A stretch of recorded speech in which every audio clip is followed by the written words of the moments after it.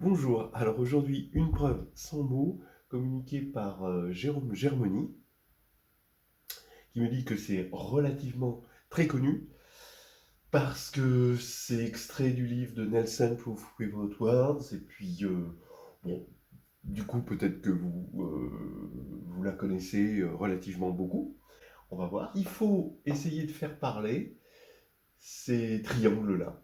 Vous avez des triangles de nombres qu'on peut généraliser évidemment.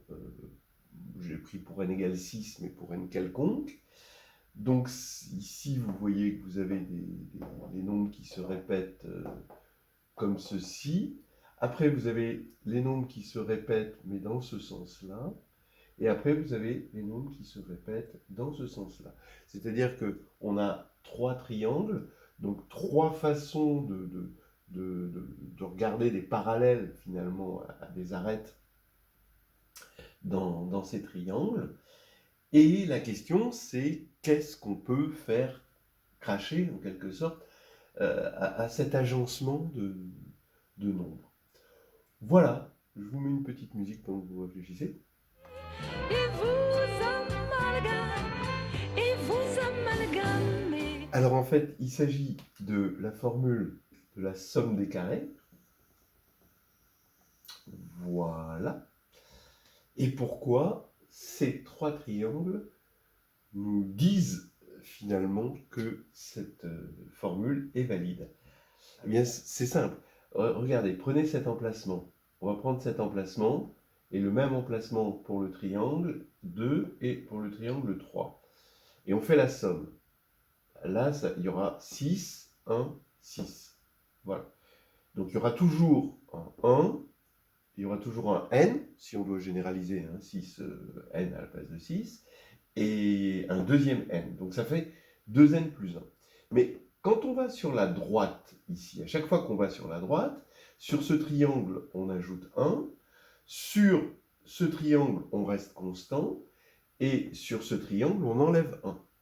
Voilà. Et quand on va vers le haut, disons vers le haut comme ça, sur ce triangle, on ajoute 1, sur ce triangle, on reste constant, et sur ce triangle, on enlève 1. Ça veut dire, en gros, que la somme, quand on choisit un emplacement, par exemple ici, et je vais faire cet emplacement plus cet emplacement sur ce triangle, plus le même emplacement sur ce triangle, eh bien, j'ai toujours une constante, puisque sur un des triangles, je suis resté constant, sur un, j'ai ajouté 1, sur l'autre, j'ai enlevé 1. Donc, ici, ça fait 2n plus 1. D'accord ? Donc ici, on aura toujours, par exemple, 13. Quand je vais prendre un emplacement, donc ici, 4 et 5 et 4, voilà, ça va faire 13. Voilà. Et c'est constant à cause de ce que je viens de dire. Donc, ça veut dire que donc je choisis pour ce triangle-là l'emplacement IJ, ce triangle-là l'emplacement IJ, et ce triangle-là l'emplacement IJ, ça fait toujours 2n plus 1. Maintenant, j'ajoute pour tous les emplacements, comme il y a n facteur de n plus 1 sur 2 emplacements, c'est les nombres triangulaires, ça va faire 2n plus 1 facteur de n plus 1 sur 2. Voilà. Et maintenant, si on regarde qu'est-ce qu'on a fait, on ajoute à chaque fois 6, 6, 5, 5, 4, 4, 3, 3, 2, 2, 1, 1. Bon, donc c'est la somme des k au carré. Mais on l'a fait 3 fois puisqu'il y a 3 triangles. Donc c'est 3 fois la somme des k égale 1 à n de k au carré. Et voilà, vous avez ici la formule. Donc après, il n'y a plus qu'à diviser par 3 pour obtenir cette formule connue. Vous remarquerez qu'il y a 0 fois le nombre 0. Il était bien caché. Et les écrits